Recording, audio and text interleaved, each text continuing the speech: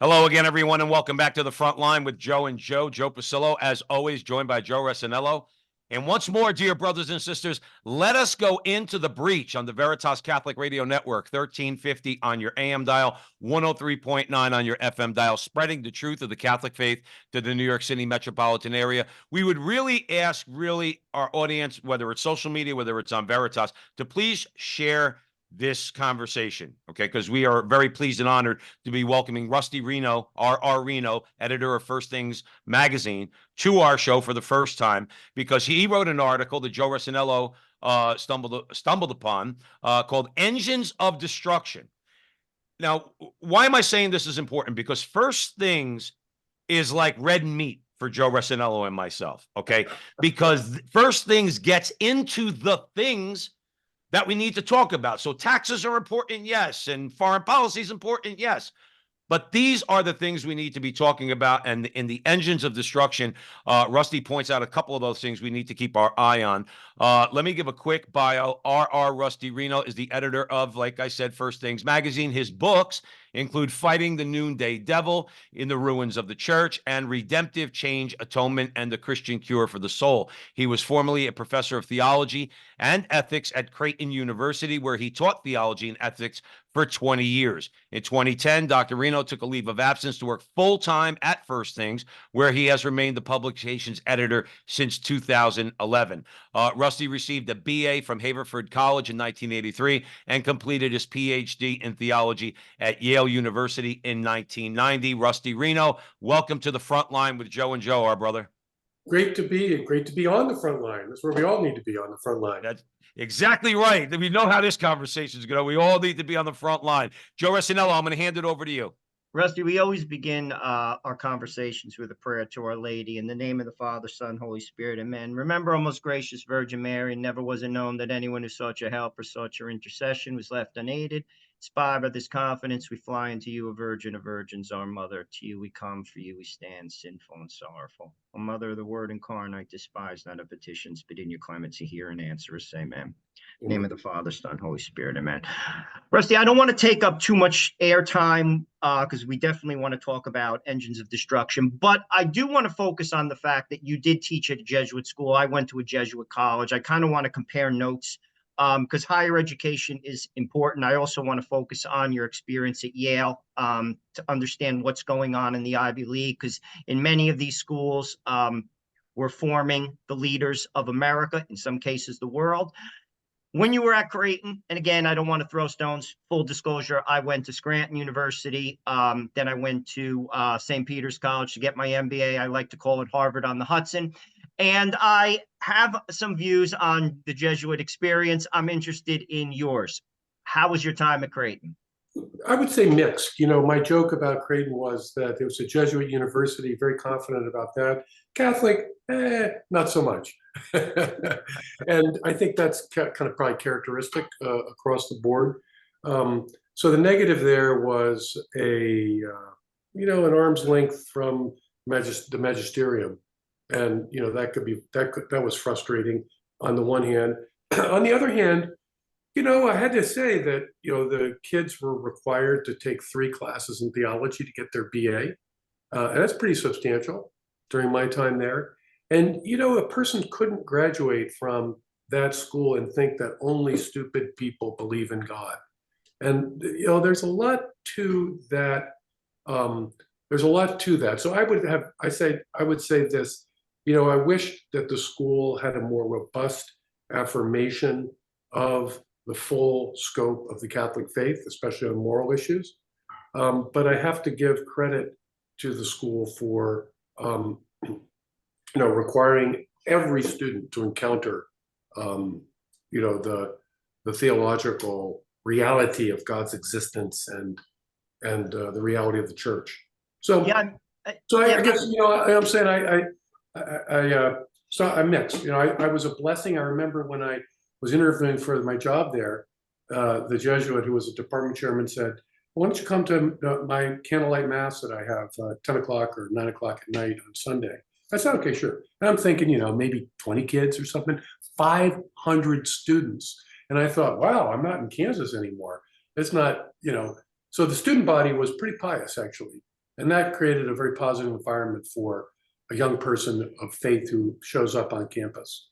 It's funny. I went to that mass. They had the same mass at Scranton, 9 o'clock on Sunday. I'm surprised I wasn't struck by lightning as I walked into it, though. But I did go to it.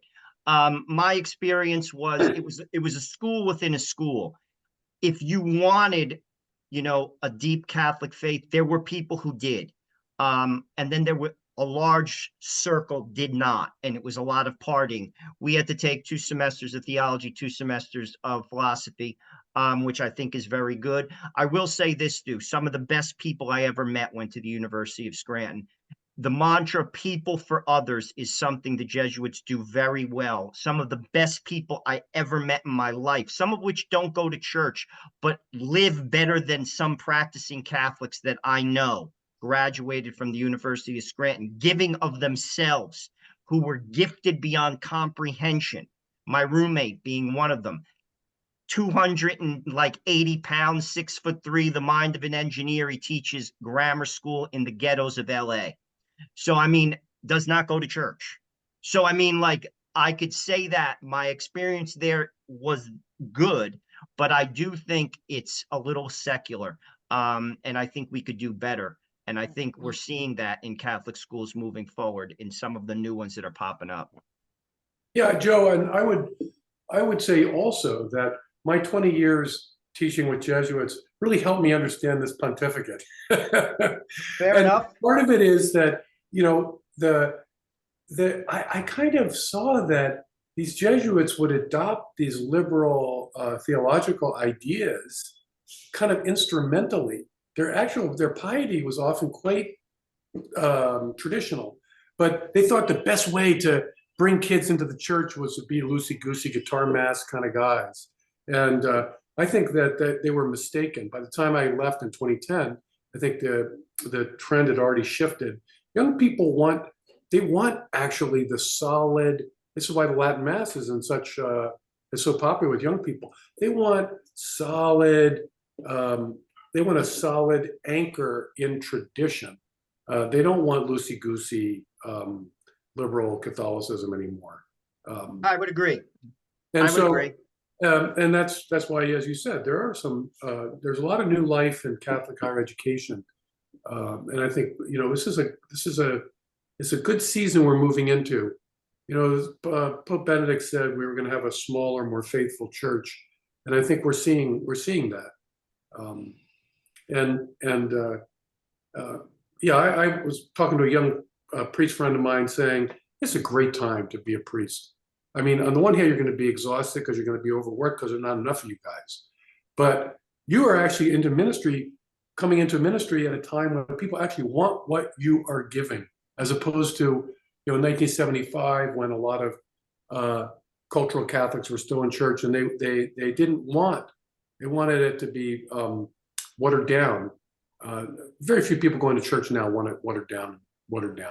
Because there's nothing to it, Rusty. I mean, listen, if I'm sitting, I mean, I spent 20 years not practicing the Catholic faith and coming back to the church. I came back to the church because it's not like everything else, nor is it supposed to be like every other religion. Okay. Yeah. I don't want to play guitars and I don't want to sing "My God is an Awesome God." No offense to people that do, but I don't want to do that. I want hymns. I want, obviously, the Eucharist and reverence for the Eucharist. Because then what's the sense? I could just say I believe in Jesus, read the Bible, I guess, once a day or something like that, and just keep it moving. Because we want to segue into your article, okay, Engines of Destruction. You point out 2 pivotal developments, and I'm also going to tie this into education. One is immigration, mass immigration into the West, and the other is the green economic transition. And quite frankly, 2 28.5-minute segments is not enough time to tackle both these things. And we would recommend, please, to our audience members, please go and subscribe to First Things. Okay. You do get 3 articles a month for free. But so if you're going to do that, then go read Rusty's article along with everything else on there. But you also went to Yale, and Yale ain't Creighton, and it ain't Scranton, and it's not Seton Hall University. Okay. To me, there might be some individual students who might have a particular religious or hold to a particular religious orthodoxy, but Yale and the rest of the Ivy League seem to be completely off the rails. You could correct me on that if I'm wrong. Their gods or two of their gods are that you cannot question are mass immigration and climate change, right? So they've supplanted the real God with these other gods. Talk about, before we get into actually the details of everything, am I wrong in my assessment there, Rusty? Yeah, I think we're spiritual animals, right? As St. Augustine said, our heart is restless until it finds its rest in thee. And so a kind of progressive moralism is the religion of secular higher education. I mean, it's kind of the liberal church now. The university is the progressive church. And so the dogmas of progressivism that's what the universities are, the magisterial, they're the magisterium for these progressive dogmas. So yeah, you're right. You can't question them. You get denounced as a heretic if you do. And I just, to me, if you see it that way, it could give you some sympathy, right? Say, well, this is a kind of ersatz religion, and that these institutions have supplanted, mainline Protestantism. People don't go to the Presbyterian Church or the Episcopalian Church in Westchester County, but they're still religious in some sense of holding to this intense moralism that, wow, it's so punitive. It's called political correctness, not moral correctness, because it is a kind of, the moralism is politicized. But yeah, you can't question climate change. That's absolute dogma. And mass immigration, same thing. I mean, I've had spoken at some Catholic universities. I'm a sort of token person they can find who actually says, well, wait a minute, maybe our immigration policies need to change and be more restrictive. And so I'm always immediately denounced as a racist. I mean, so, yeah. It's just unbelievable. Rusty, how much of this is, and then we'll get into the meat and potatoes of your article, Engines of Destruction, available at First Things Magazine. How much of this is projection? You just mentioned this intense moralism, the suppression of free speech and inquiry and questioning and debate. These are all the things they've accused I mean, from the time I was a kid, I recognized all these liberal progressives accused the Catholic Church of that. You're too moralistic. You're too obsessed with these things, and you don't let people think freely. Well, you're doing the same darn thing. Well, you don't let people speak freely. Well, I think it's worse because it's flat. You kind of flatten the horizon, so it's all imminent. It's all has to do with this world. A religious person, holds to a faith in God, but God is transcendent. So in a certain sense, it opens up space for you to actually discuss, the affairs of the world without the same intense passion. I mean, you can be Catholic, you can vote for Democrats, you can vote for Republicans, you can think that we should raise taxes, you can think we should lower taxes. You could be Catholic and you could think you can have different views on immigration. What unites us is our faith in that, Jesus Christ is the Son of God, and that in his death and resurrection, we are saved, have eternal life. I mean, wow, that's the center anchor. And so it gives us the freedom. We can still have fellowship as we discuss and debate the matters of public importance in our time. But the problem with secular progressivism is that they make their dogmas political. And so they're the ones driving the culture war. People say, polarization. They say, it's people like us that they think are driving polarization. No. It's the progressives. They're the ones who are making political judgments into absolute dogmas. Yeah, Rusty, I'm gonna make a quick comment and I'm gonna hand it over to Joe. But they actually, you know what? I'm gonna hold that thought. Because we want to get a little to more of the meat and potatoes. Joe, where do you want to go with Rusty? I want to talk about your immigration view, because I want to paint the full picture, and I just want to draw a parallel by an example. I have 5 children. I live in a house. I am all for fellowship. I'm all for sharing what I've been given by God, and I look at all things that I've been given as a gift. However, I don't keep my door wide open for the people on the street because I have to feed my children first. That's my first priority. America has always welcomed the immigrant. My grandfather came from Italy. I am not for merit-based immigration, as Donald Trump is. All people should be able to come in. I agree with you on that, by the way, Joe. I'm also opposed to merit-based immigration. The engineer from France should be able to come in, as well as the laborer from Honduras. I'm all for it, but there has to be prudence and limits. Talk about that, because I think it's too easy to just brush this conversation off like you're anti-immigrant, you're racist. No, I love people, all people, and I want to share the bounty of America. But clearly, this is not working, and I think this is being used as a political tool, frankly. And you live in New York City, and I work in New York City, and it's a mess. It is a mess. It's not working. Talk about that. Paint the full picture. My line is you can't exercise hospitality if you don't have a home. So Joe, you can't invite people to share fellowship in your home if your home's a mess, if it's disintegrating. And I think people need to realize that there are limits to what a society can absorb in the way of newcomers and actually maintain its coherence and the social trust that we need as a people to be a democratic society. So, after World War II, I think peak, the lowest level was around 3%. In 1970, 3% of all residents of the United States were non-native born, 3%. We're now touching 14%, which was the historic high in the 20s before immigration laws were passed and immigration was restricted. So, okay, 14%. I had these debates. Well, maybe 14% we can deal with, but 18%, 20%, 25%. At some point, we have to recognize that there are limits to what our country can absorb in the way of newcomers. And I think clearly we're reaching those limits. And I think a prudent statesman has to intervene and limit the inflow of newcomers. And I just think that's just common sense. I mean, people, and just think about the people who want to come here. Why do they want to come here? They want to come here because they want to participate in the fruits and the benefits of our society. But, at some point, if our society is more like, Honduras or Mexico than it is like the United States, then it's like, that kind of spoils the bounty that, we want our country to provide for people who do come. So just prudent limits. I think as Americans, we should be very grateful that our country is actually set up to assimilate people, and I think we will succeed. But we won't succeed if we don't get a handle on the inflow.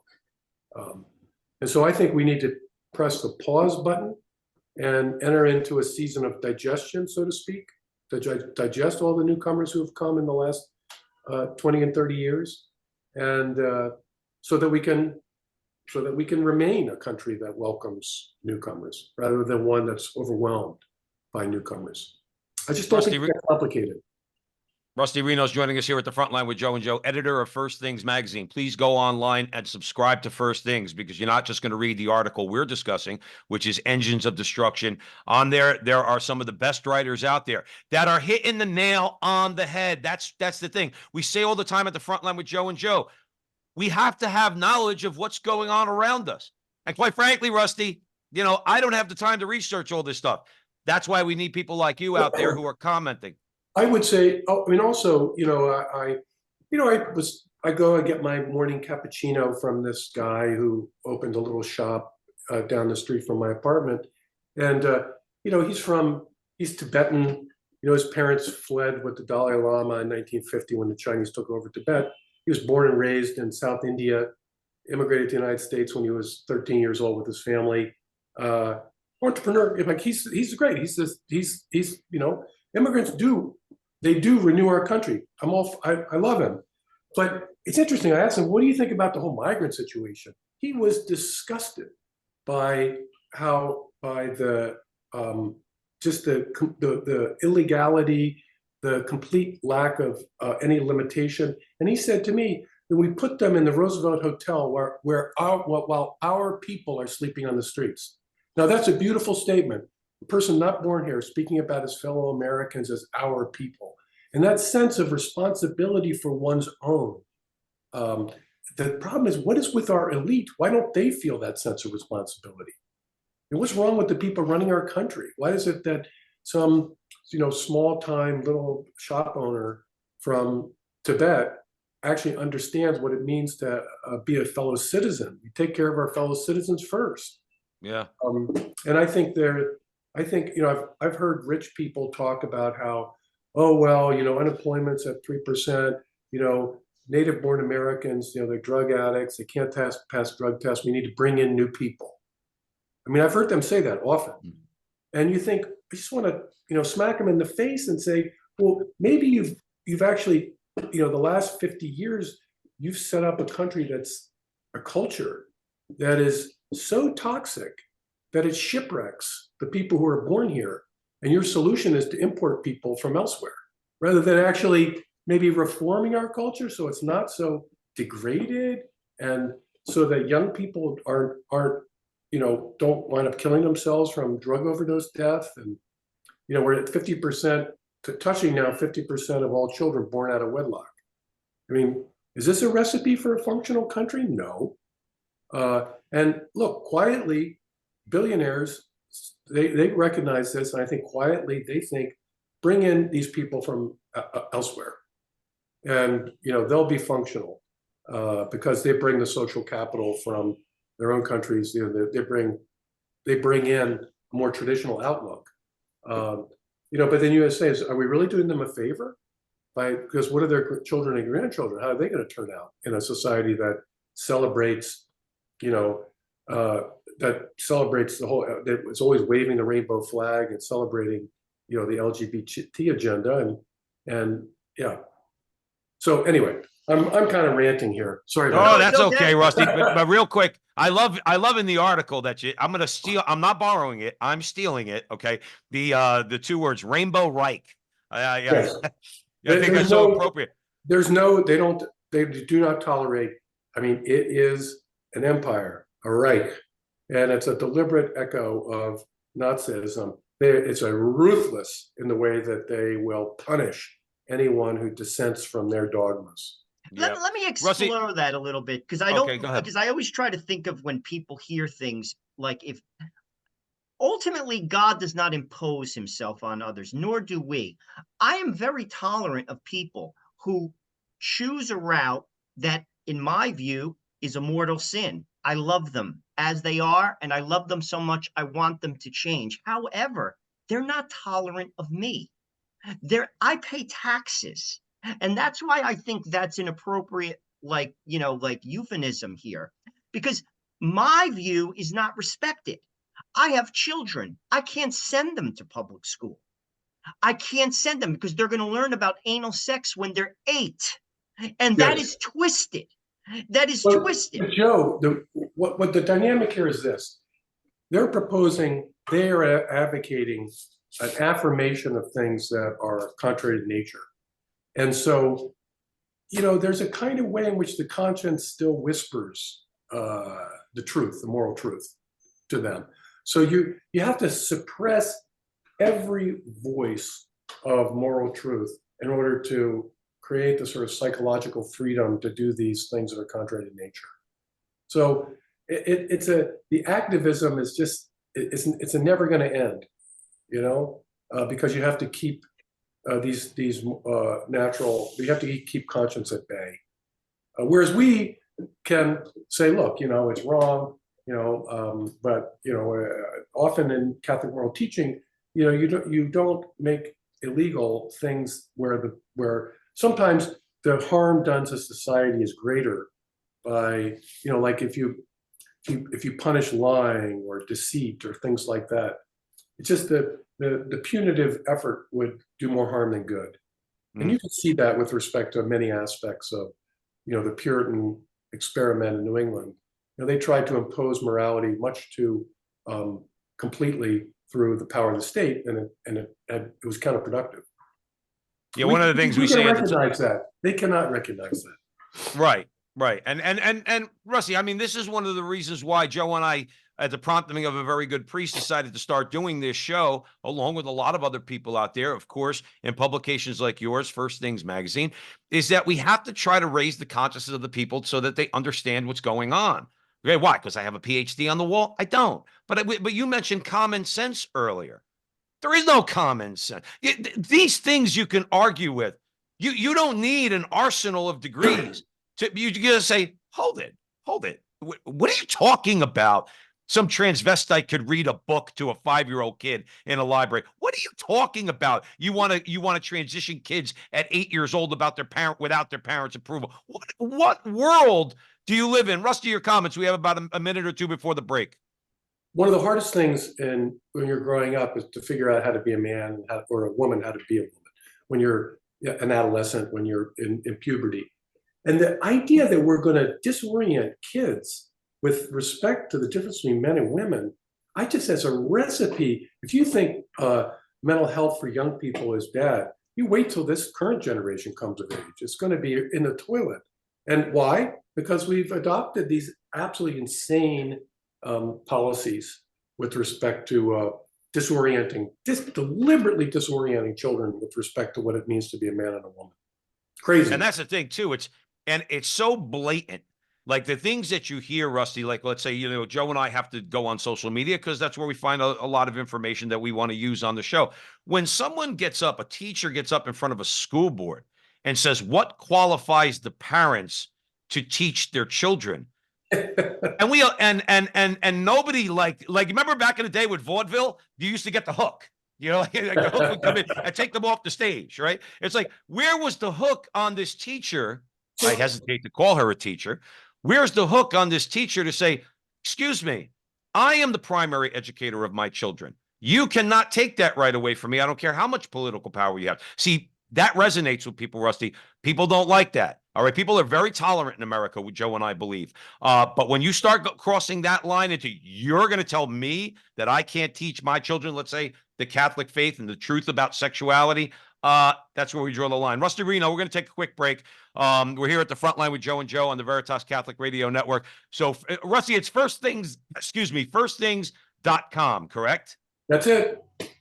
Firstthings.com.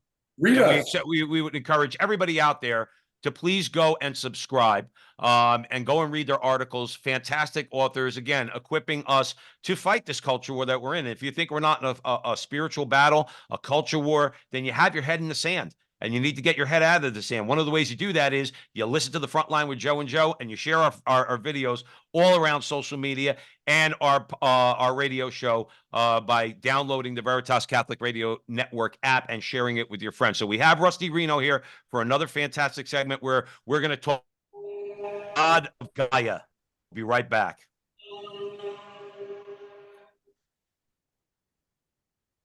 Get those New York fire engines in the background.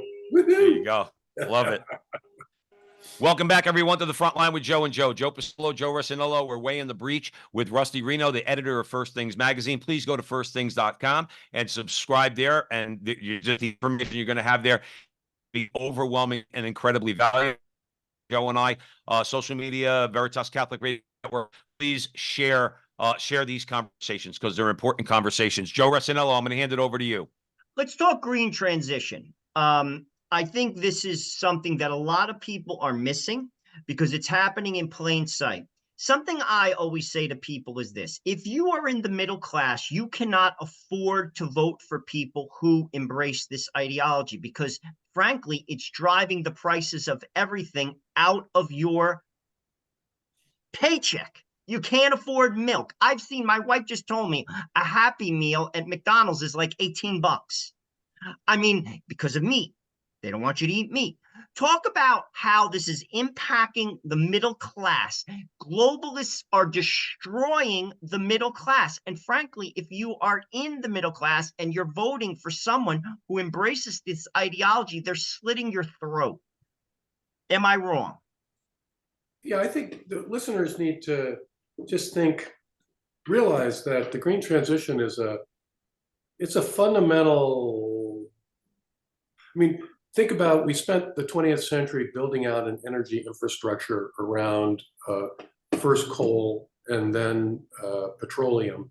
So, I don't know, back of the envelope, $50 trillion, $100 trillion. I mean, really, the amount of capital investment in that energy system it's just quite extraordinary. And now we're embarking in a very short period of time to basically reduplicate that energy system with so-called green energy. So the expenditure of funds is huge. Some of it is government money, but a lot of it is just costs that are transferred to consumers, Joe, as you pointed out. They're hidden. I mean, nobody's kind of tracing to say that, because we have to spend, basically 5 times our GDP over the next 10, it's just the numbers when you add them up are just insane. And it's going to come, the money comes from somewhere. And it comes from out of the pockets of all of us. And, if you're rich, you can afford the extra increase of 10 or 20% in food prices. But if you're living from paycheck to paycheck, you're just going to get crushed by this. So it's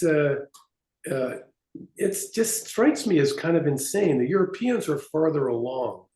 They're more purists. And you see with the farmer protests and so forth in Europe that now that the rubber's hitting the road, so to speak, people are waking up and realizing, well, wait a minute, this isn't going to work. We can't actually live on this regime. So I think it's the United States. We've been more, herky-jerky, and a lot of the pain has been masked by deficit spending. The Inflation Reduction Act has all these incentives for green energy. And when it was first passed in 2021, the estimate was something like $600 billion, and it's gonna go way over $1 trillion in spending on these green deals. As one of my friends put it, who works here on Wall Street, it's a massive wealth transfer from middle-class people to the rich. But isn't that ultimately the goal, Rusty? I mean, I think that's something that's just so easy to recognize, that going back to Obama with trying to create like a 30-hour work week through Obamacare and, all of that stuff. I mean, why is it that people don't get through their head? Go look at a picture of San Francisco. Go look at the structure of San Francisco with the elites. There's a picture online, Rusty, and Joe and I have brought up on the show a million times, where in the foreground of the picture, a man is defecating in the street, and in the background of the picture, there's people sitting in the sidewalk cafe eating Grey Goose and drinking, or eating foie gras and drinking Grey Goose. And my thing is this: that's what they want. See, a vibrant, dynamic middle class, yes, dare I say, a religious middle class, okay, does not need government. We don't need them. We don't listen to elites. We don't really, quite frankly, care what they say, because we are self-sufficient. Am I off in my assessment that this is and this is one of the reasons why they push climate change, is they want to wreck the middle class and just get rid of it completely, so that there's rich, and then you have your slave class. Yeah, Joel Kotkin has written a lot about this. He calls it the new feudalism, with the top 10%, or let's call it the top 1%, and then they have a kind of they have therapists and lawyers, and there's a whole service industry around the super rich. You see that in places like Westchester County. Yeah, I do think. Do they want it? That may be going too far. But are they? See, the way I think is this: why do they not do anything about it? Like, why do they just let the system grind forward and continue to erode middle class prosperity? And I think there, Joe, what you're saying is correct. They intuitively recognize that a vibrant, self-confident, religious middle class will hold them accountable and will, limit their power.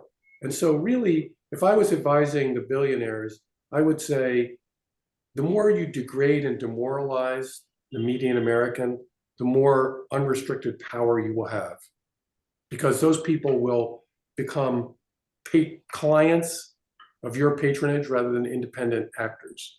I mean, Tocqueville recognized this in his book, Democracy in America, that, the more atomized people become, the more dependent they are on the state. Mhm. So probably, in my thinking, kind of the paradigmatic figure here is the sort of single childless woman. You know, that's the Julia ad. Remember that from the Obama campaign in 2012? Julia the woman. And at every stage in her life, the ad would show how the government did all these wonderful things for her. And I see that as sort of my nightmare scenario. You know, our society dominated by single childless women who I think are, you know, they're going to be angry. Whose fault is this? My life, and then you know, it'll be progressivism turbocharged. Right. Right. Joe Resinello. You talked about why are they allowing this, and this is my view, and I'm interested in both your opinions because I believe the climate is their religion. It's a religion. They've replaced God with it. They just went to fancy schools and wear fancy suits where the cave people drew with ox blood on a wall, but it's the same idea. It's the same idea. And to them, it's religion. And that's why middle class people vote for it too, because it's their religion. Oh, I'm going to make a sacrifice. I'm basically living for something that's, you know, noble. It's noble. I like the environment. The Lord calls us to be stewards for the environment. I like people more. And God gave us the environment to basically take care of each other and to take care of it. But it's twisted. It's their religion. And talk about that because it is fanatic. When you listen to like the World Economic Forum, some of the voices that come out of that group of people, Scary, brother. it Scary. is horrifying, horrifying. And I don't think people are paying attention to it, Rusty. I'll be truthful with you because God knows the mainstream media isn't. And they do that on purpose because they all eat from the same trough, if you ask me. Ultimately, these people are going to destroy regular people. And it's happening. I see it where I shop. I mean, food prices are off the charts. People Yes. can't, in Canada, I follow the news and I cover the news there. Canada, buying a home for a regular person is completely out of the question. Out of the question. 1 in 5 people are eating in food banks in Toronto. I mean, what is going on? This is Canada. Like, please. Well, yeah, well, Rusty, talk about the religious aspect of this because it does seem. Well, you got Greta Thunberg, kind of the prophet. You know, there's no doubt that people have a sense of their own sinfulness, and that you know the climate change is a way they kind of relish the idea of climate catastrophe. You know, we're going to be punished, and we deserve it. You know, and there's definitely a strong streak of that runs through climate extremism. Undoubtedly, a kind of, you know, judgment day is coming, and we deserve it. Now, my view is, like I said, you know, I've got, I got my own religion. It's actually the true one that we share, and so I think the three of us, can look at this kind of soberly and say, is there climate change? I mean, good grief, where I'm sitting now, it was covered in ice, 20,000 years ago. I mean, it wasn't that long ago that the last ice age occurred. So is the climate changing? I mean, it's always changing. And so is it caused by human beings? Maybe. But I look at it and say, we're very clever animals, we human beings. And remediation is way, way more intelligent and way less costly than this kind of futile effort to kind of basically completely reinvent the energy foundations of the modern economy. Remediation, you know, we could figure out how to deal with these kinds of changes. We don't have to throw ourselves into this kind of quasi-religious crusade. And I think I'm with you guys. It's really shipwrecking the foundations of our economy. And you know, and like for instance, for the climate purists, like, well, okay, let's concede all of their premises. Why aren't we embracing and accelerating the rollout of nuclear power, right? Like what? Hello? I mean, are we like being rational here? But no. The climate purists, they don't want to touch it. No, we shuttered Stony Point nuclear power plant here in New York. Under Governor Cuomo just before the pandemic. I find myself thinking, well, so now back to your guys' point. Well, is there a kind of a conspiracy here? If they're not doing the obvious things, and it does make you a little more sympathetic to the conspiracy idea. I always tell people when they say, well, it's a World Economic Forum conspiracy, I'd say, no. It's much worse than that. It's not a conspiracy, my friends. It's a consensus. Rusty, let me stay there 1 second on the World Economic Forum.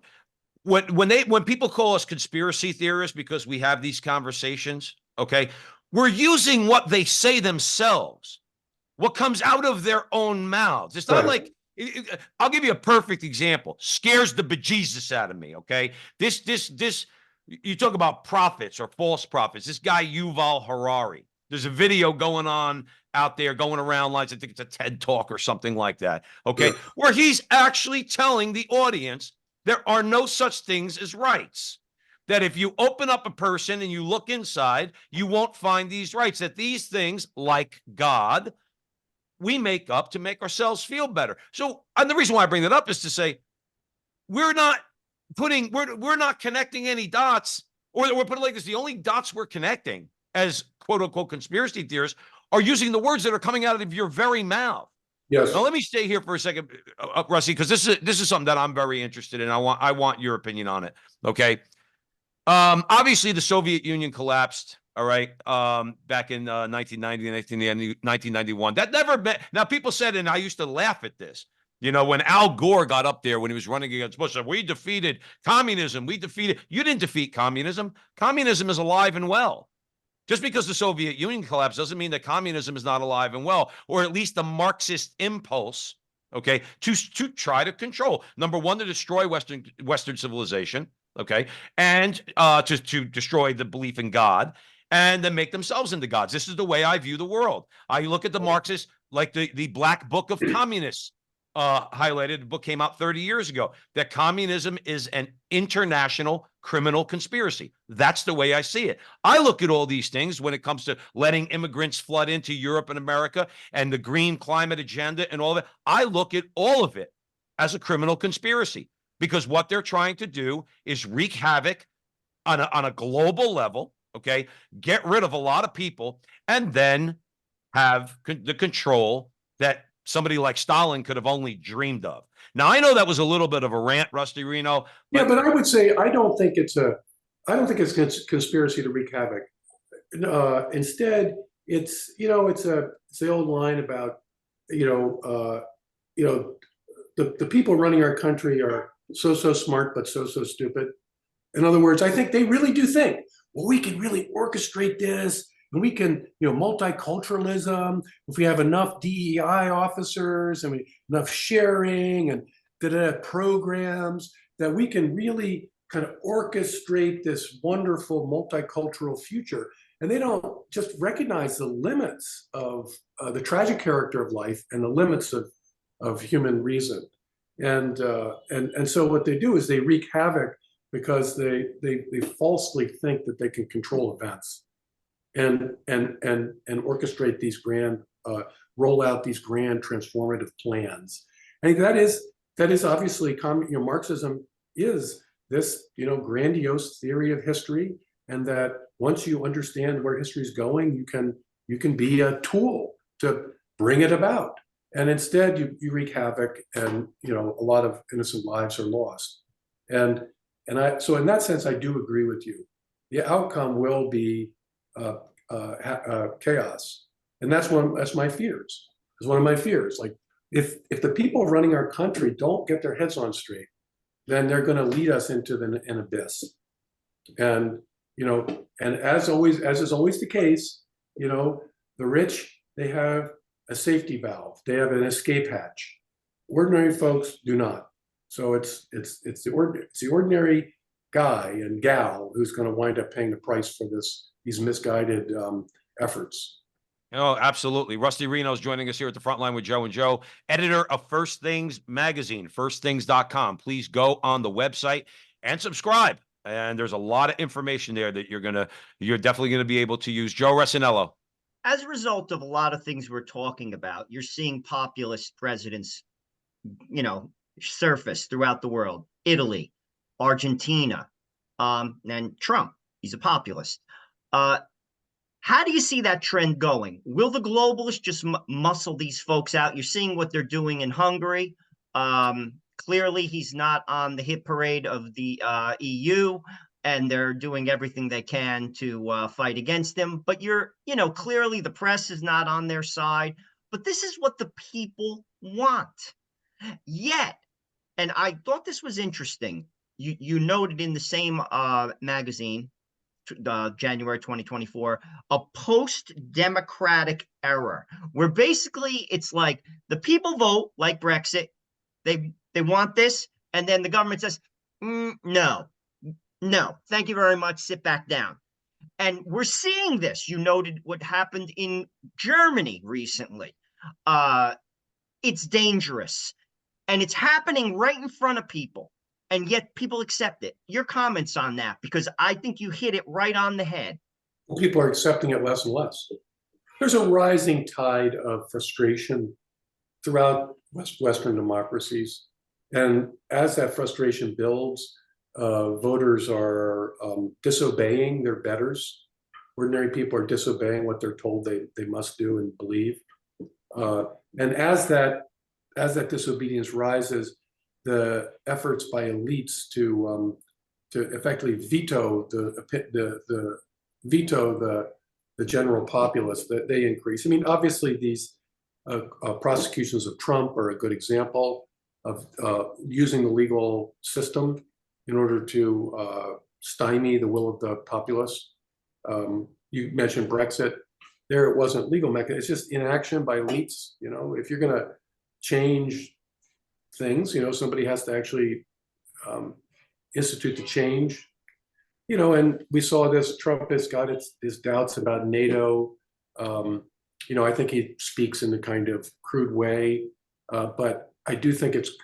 I mean, he did this back in 2016, and my friends were all up in arms, my establishment friends, and I said, well, but wait a minute, what is the purpose of NATO post-Cold War? I mean, nobody really sort of explained to me, at least, what this alliance's purpose is now. And so don't we need to think about that? So anyway, I do think that we're in this very dangerous dynamic of, people need leaders. None of us want to actually run the country. We want to do our jobs, take care of our kids, enjoy our families, go to church. But we want to be able to elect and have a say in the people running our country. So it's achieving that balance, to have a leadership class that's it's in sync with the general population. And we've lost that sync. We're out of sync. And this is true throughout the West. Elites are economically detached from ordinary people. They're culturally detached from ordinary people. And increasingly that's manifesting itself in that they're politically detached from ordinary people. That's a dangerous situation. We need to get back into sync. They think they can browbeat the general voter and force the populace to be in sync with them. But no, I think it needs to go the other direction. And you saw Jamie Dimon at the World Economic Forum recently, last month. He gave an interview where he said, we do have a problem. And he effectively said that people like me are out of sync with the ordinary American. So I took part in that. I said, okay, well, maybe the top dogs, the elite in our society, maybe they're beginning to sort of recognize they need to make some adjustments. They need to do a little bit of a reality check. And so I'm an American optimist in this regard. We're going through a tough patch, but I think we'll get through this. Rusty Reno, let me ask you this. Have you ever in your lifetime, see, when I say these things, if I need to be corrected, correct me. I don't remember Ronald Reagan when I was young. I don't remember Ronald Reagan attacking the people that voted Democrat. Yeah, I don't remember, and I don't remember, in fairness, I don't remember Bill Clinton doing that either. I agree. Okay? This is distinctive to our. I mean, the whole makers versus takers, Romney. Effectively, you have a presidential candidate deriding half the country, and then you have Hillary Clinton deplorables comment. That's a bad sign. It is a bad sign when sort of the people running the country have a negative view of wide swaths of the population. That's not good. That's not, and that's a symptom of exactly, Joe, what you're talking about.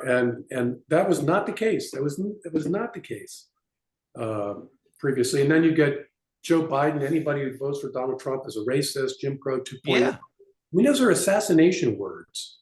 You know, you call someone a racist, that's a career assassination. And they'll say, Rusty, they'll say that Donald Trump did the same thing. And I've had this conversation. No, he did not. He attacked the press. Yes, the press is the enemy of the American people. He said our country is run by very stupid people. See, he loves to attack, you know, the leadership class, and that's why people vote for him. An enemy of my enemies is my friend, and I think you know, he'll. Who knows what'll happen in this upcoming? It's a crazy year, and events always shape things in unexpected ways. But you know, the Democratic Party coalition was kind of elite, progressive elites, and a coalition of outsiders. You know, and Catholics used to be part of that outsider Democratic coalition. And that's broken down over the last 30, 40 years. Mm-hmm. And you know, and now the Democratic Party is increasingly the party of the college educated. Obama was the first Democratic candidate to win the majority of people who make more than $250,000 a year. Those used to be classic Republican voters, you know, the sort of country club class. Right. But think how much things have changed over the last 20, 30 years. Now the country club party is the Democratic Party. That's the party of people who are the winners in the global economy. And the Republican Party is increasingly the party of people who are the losers in the global economy. So we're flipping. Our political system is flipping in all kinds of interesting ways. And this disorients the chattering class, the media. It's why you read the New York Times, you think, these people, aren't they paying attention to reality? Right, and they're supposed to be the smartest people in the room. Yes. So they tell us, Rusty Reno. Yeah. Rusty, we really don't have a lot of time left, but I'm going to throw it over to Joe, and we'll try to squeeze in one more question for you. I'm going to talk solutions. We've been doing this, Rusty, for Joe. We got about 2 minutes, just so you know. We've been doing this for quite some time. And what I have found is you could throw facts at people. You could be very linear and they don't resonate. What I think the solution is radical Catholic living. I look to what Benedict XVI said in his 1969 address. We have to be prophetic by living radically. And as darkness embraces the culture, and it has, they will see a light on the hill from the remnant. We have to be willing to do that. Your thoughts on that being the solution? I agree. I think, you know, I kind of poo-pooed Rod Dreher's Benedict option when it came out. I thought it was too dark and catastrophic in its portrait of our situation. But I think he was right. I was wrong at that time. And that the church is distinctive in our present moment. It's the only institution that's not selling you something 24/7, not manipulating you. I mean, the media increasingly trying to sell you through fear mongering, get you addicted, left and right, Fox and MSNBC. Mm-hmm. And so I think, you know, I think the church that Catholics have a distinctive role to play in the future of the West, just as the monastic movement during the Dark Ages preserved the best of classical culture and laid the seeds for Western culture. I think we're going to be having a very similar role as we move towards, I think, a very increasingly difficult times. Yeah, I'm glad you mentioned the monasteries, which built Western civilization, but Yes. yet they were somewhat insular communities. But then they worked, or at labor, it was pray and work, and that just spread and became the center. And listen, you're talking. I know I don't want to disparage our German and English and friends, but England they were savage. Ireland was was barbaric. Germany was barbaric. No, it was that view, Benedict's view, They that were basically islands. civilized these people. They were islands of peace in a violent world, and I think for us, the church, these are islands of reason, actually, in an increasingly insane world, and also islands of contemplation in a world that it's just overwhelmed by a kind of consumer get mentality. And I think in both of those senses, both reason and contemplation, those are the sparks of something that we're going to preserve them, and that'll nurture whatever comes after this kind of insane time that we're living through. Rusty Reno, that's a great place to leave it. Thank you so much for this conversation. Like I said, I wasn't just saying it when I said we were pleased and honored to have you on the show. We've been enlightened. We love this conversation. Needless to say, you are welcome back at the front line with Joe and Joe anytime, our brother.